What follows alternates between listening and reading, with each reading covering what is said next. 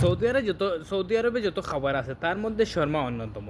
তো আজকে আমি একটা শর্মা ট্রাই করার জন্য নিয়ে আসছি, আরবিয়ান শর্মা। এটা আসলে দেখবো খেতে কেমন, কতটুকু টেস্টি। আরবিরা কিন্তু এই শর্মার জন্য অনেকটা ক্রেজি থাকে, ওরা অনেক পছন্দ করে।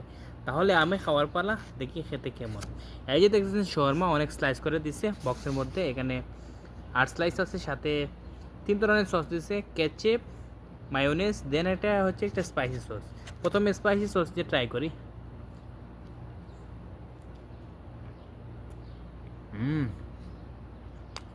সুপার স্পাইসি, খুব মজা। দেন গার্লিক,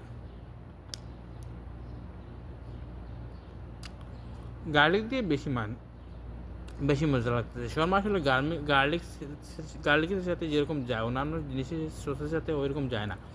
তাহলে আমার কাছে মনে হচ্ছে যে গার্লিকটাই বেস্ট।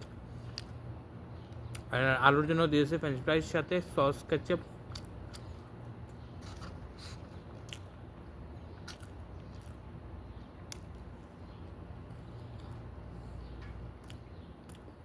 যথেষ্ট মজা।